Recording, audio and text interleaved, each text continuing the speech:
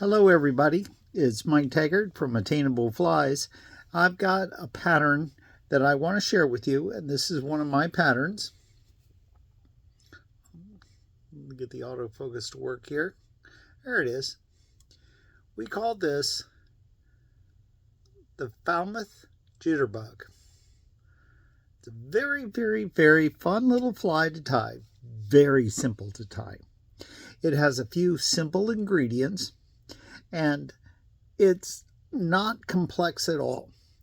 However, around here on the Rappahannock River, if you're after sunfish, or if you're after bass, or if you're after smallies, throw this out there. They'll bang the thing right out of the top of the water and jump for joy. I know that's kind of a southern thing to say, isn't it? That was pretty southern. Anyhow, I want to just let you know this is a very easy fly, so give it a try. It's good. First thing you're going to need is an 1/8 inch strip of foam. And in this pattern, I use orange. This is an orange foam. Okay. For a hook, we're going to be using mustard. And there it is. And that's a whole lot of numbers there, but this is a streamer hook, size 8, R74, looks like 9672.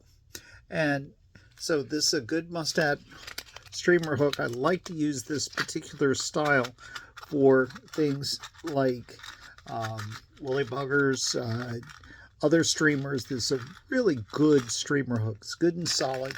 It has a down eye to it, so it's going to pull it down when you pull on it. And in this pattern, having that really makes a big difference. Okay. Now, the other material we're going to be using is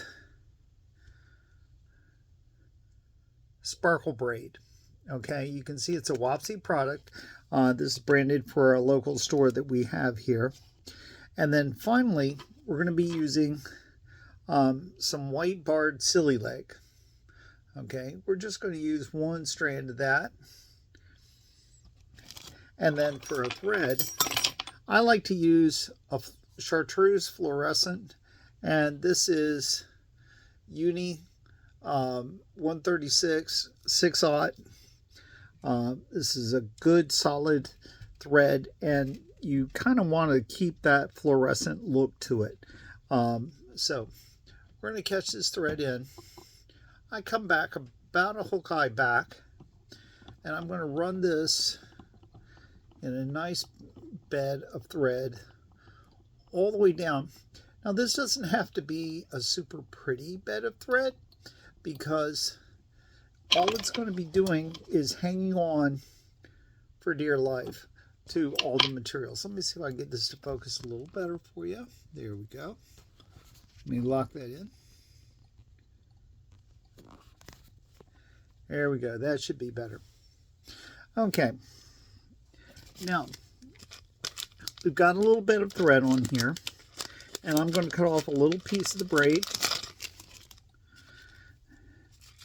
And I always cut off too much, but I find it's easier for me to use. If you want to keep it on the card and do it that way, you can, but you just want a little piece of braid there. Now I'm going to come back another hook eye back with the braid, and that'll make sense here in a few minutes when I get to other stuff in this fly. So we're going to put some holding wraps on the braid, and then I'm going to really bind this down, because I want this braid tight to the hook as you do it. Okay. Now we're going to come back up, and I'm going to bring this thread all the way up to here. Now this is going to be our tie-in point for a lot of things. So most everything on this fly ties in right in this general area right here. So you can see right there where my thread is right now. Now the next thing we're going to do is we're going to take our orange foam, And I'm just going to nip a point right on the end there with my scissors. Now I'm not going to bind it down at that end with it. I'm going to bind it in just a little bit of a different way. I'm going to take the braid and I'm going to catch it in right on the end, right with the braid. That's a little different than probably what you're used to. I'm going to keep that foam right on top. I'm going to take the braid. I'm getting a little tangled here. I'm going to do touching wraps with the braid and keep that foam from torquing over. Okay. We want that foam flat on the top. There we go. So we're going to wrap the braid all the way around, all the way up. And what that's going to do is that's going to give some meat to the body because this braid tends to be really tight to the hook. Work that up and then make that adjustment right there. Give it a loop over there. Hold that in place. Loop around. There we go. So that'll hold the braid in place. Adjust my jaws there for a second. And we'll nip that braid off right there. Now, our next step, we're going to bring it out just past the hook eye. Then we're going to fold it right on over. So you want it to look something like that. See, there's the hook eye. So you want it about a hook eye's length past the hook eye. And you'll see why in a second. Now, don't over torque your thread on the foam. You can very easily cut through the foam with the thread if you over torque it right there. Just let the wraps do it. Now I'm going to take my scissors. I'm going to make a long point on this. And I'm going to have my long point end right about the bend of the hook.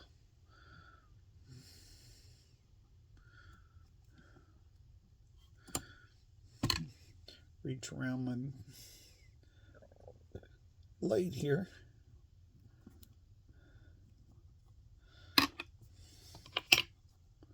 Okay. And what that's going to do, that's going to give it a nice pointed end, very much like a cricket's wing or some kind of a beetle's wing. Now we're going to pull this flap back and we're going to do a bunch of wraps right here in the front.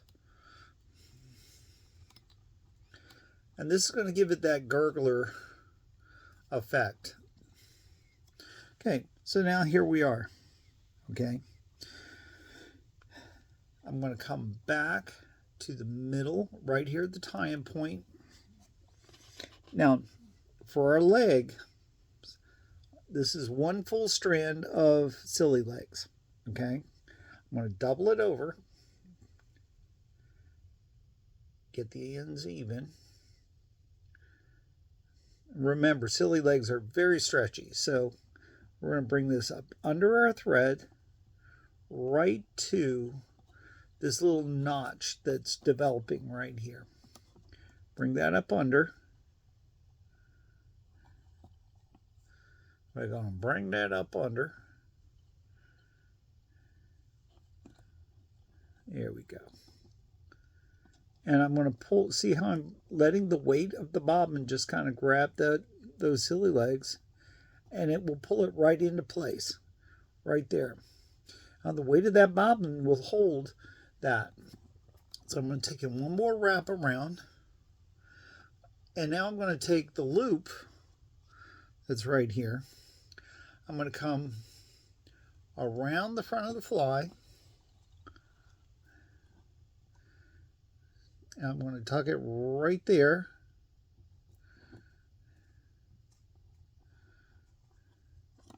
And I'm going to reach under the thread and just let the weight of the thread hold it in place till you get another wrap or two on it. And those are just holding wraps right there. You see, I've got a loop right here. I've got two little legs in here. Now I'm going to give this a little adjustment just by pulling on the thread. That'll get my legs back just towards the end of the wing. Now I'm going to take all of this and put a couple more wraps. I think I got 3, 4 on there. Now this is where the magic happens. We're going to clip right there. We're going to clip right here. Now, without pulling on the legs, you want to reach in here and just trim those off in a straight line. And by trimming them off in a straight line, what happens is that they will automatically adjust to a size that looks very much like a bug that has hit the water. Now I'm going to pull this thread forward. I'm going to start wrapping a little bit of a head on here. And then I'm going to take a whip finish tool from my good friends out at PGH. I got to see them last weekend at the Appalachian Fly Fishing Festival. It was a very good weekend. And you're going to just work that thread so you don't catch those legs. Get a little 3 or 4 turn whip finish happening there. Lock that down.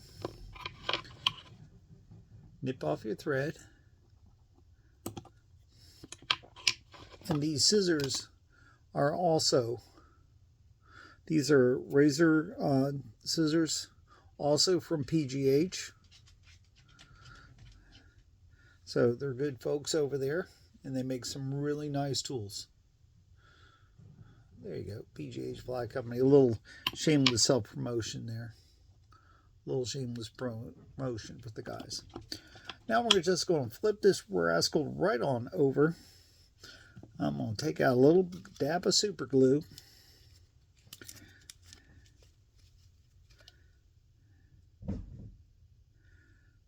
I'm just going to put a little brush load right there at the legs. That's enough to hold all that thread, reinforce the fly, hold the legs into place. And when you're done, look at that rascal. That right there is the Falmouth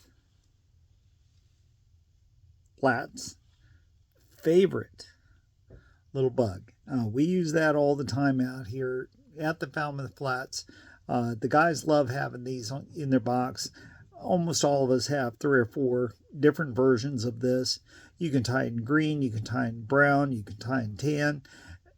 They'll all work. Tie in black, whatever works for you. The fish it, you can use it as a stimulator so that you can get a dropper off of it, fish for trout with it. Trout will hit this. Bass will hit it. You name it, they'll hit it. And this is a great little fly. I hope you like it. Thank you so much.